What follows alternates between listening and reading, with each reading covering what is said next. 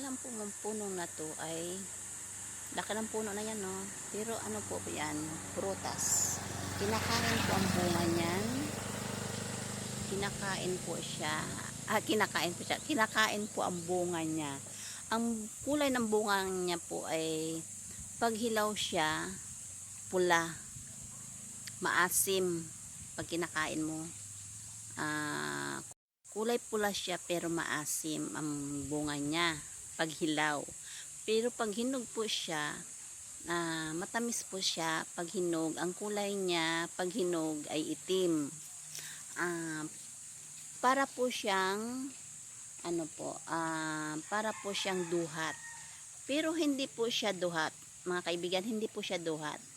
Ang tawag po sa prutas na to ay laputi. Laputi po ang tawag dito sa aming probinsya. Ang style niya po ay parang duhat ang kulay pag hinog. Bilog po siya kasi ang duhat naman ay pahaba, no, pahaba ganyan. Pero ito po ang bunga niyan ay bilog. Matamis po siya pag kinakain. Minsan inaano ko sa asukal, sinasawsaw ko sa asukal. Pag medyo maasim siya, sa asukal. Para po siyang duhat. Ang laki ng puno na yan, oh. Namumulaklak na naman po siya. Bata pa po ako, maliit pa, puno na po yan. Kaya matanda na rin yung puno na yan kasi matanda na rin ako. Diba? Marami po dito yung puno na yan.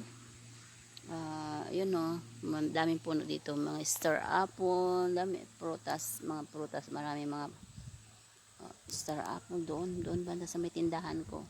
Andun yung tindahan ko doon. Ayun ang tindahan ko. Pero dito po ako sa may tulay nagtatambay kasi masarap ang hangin dito sa may tulay. Presko ang hangin, sariwang hangin. Kaya tambay dito sa may tulay. Sa kalsada po. Ito po ang tulay, oh. Sa ilalim po iyan, sa ilalim, sa baba po yan ay ilog. Diyan po kami naglalaba, naliligo.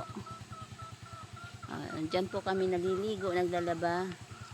May mga isda, oh, may mga isda.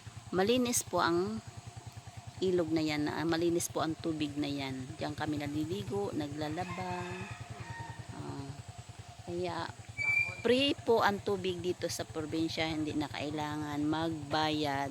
Kasi sa Manila, ang laki ng bill ng tubig namin doon. Kaya mas gusto ko pong tumira dito sa aming probinsya ng Binungaan, San Agustin, Romblon.